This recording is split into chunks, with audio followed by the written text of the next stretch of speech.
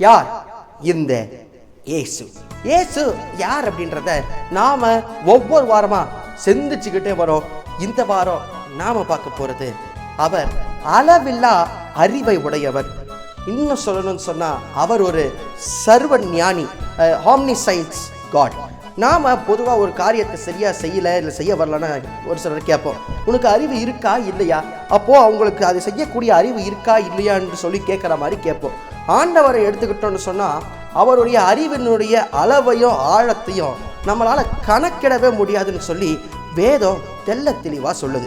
இதை இன்னும் புரிஞ்சுக்கணும்னு சொன்னா ஆண்டவர் யோபு கிட்ட கேட்டிருப்பார், இந்த கடலை பார்த்து இதுக்கு மேலே வராதுன்னு சொல்லி இதுக்கு எல்லை போட்டது யாரு? இப்போ நாம் எல்லாரும் பீச்சுக்கு போயிருப்போம், வாழ்க்கையில் ஒரு தடவையாவது போயிருப்போம். அப்போ அந்த பீச்சு ஒரு குறிப்பிட்ட இடத்துக்கு மேலே அந்த தண்ணி வெளியே வராது.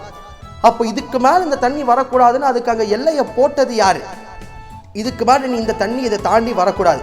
பூமி சுத்துது, தானாவும் சுத்துது, சூரியனையும் சுத்துது. அது இப்படி தான் இதோட மோஷன், இதோட பாத்து இருக்கணும்னு சொல்லி அதை வடிவமைச்சது யாரு? உடல்ல இருக்கக்கூடிய சரீரம், ஹார்ட் பம்ப் ஆகிக்கிட்டே இருக்கணும், கிட்னி பியூரிஃபை பண்ணிக்கிட்டே இருக்கணும், லங்ஸ் பிரீத் எடுத்துக்கிட்டே இருக்கணும்னு சொல்லி உடல் உறுப்புகளை வடிவமைத்தது யாரு? இதையெல்லாம் மனித ஞானத்திற்கு சற்று அப்பாற்பட்டது தான். அப்போ இவ்வளவு காரியத்தையும் செய்தவர் ஆண்டவர் ஒரே ஒருவர்ன்றதுல மாற்று கருத்தே இல்லை. அறிவியல் பூர்வமா அநேக பதில்களை சொன்னாலும் இதற்கெல்லாம் இருக்கக்கூடிய சோர்ஸ் மனித ஞானத்திற்கு அப்பாற்பட்டு ஒருவர் இருக்கிறார் அப்படின்றத நமக்கு உணர்த்தது. வேதம் தெள்ள தெளிவா சொல்லுது, ஆண்டவர் இயேசு கிறிஸ்து செய்த அற்புதங்கள் அநேகம். அதெல்லாம் கேட்போம், அது எப்படி தண்ணி ரசமா மாறுச்சு, செத்தவங்க எப்படி உயிர் தழ முடியும்னு சொல்லி.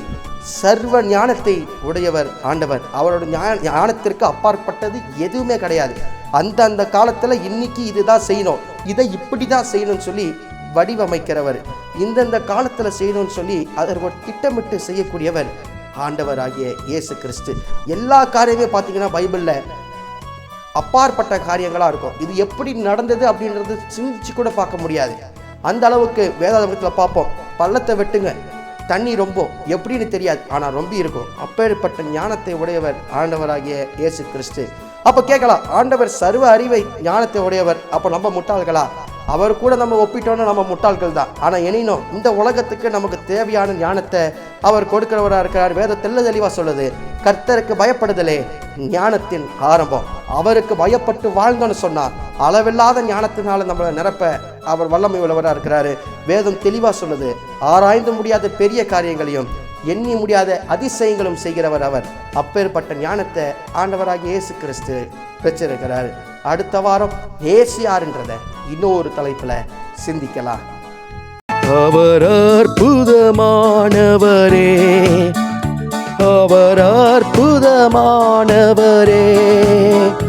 என்னை மீட்டனை காத்தனை தாங்குகிறார். அவர் அற்புதமானவரே, என்னை மீட்டனை காத்தனை தாங்குகிறார். அவர் அற்புதமானவரே.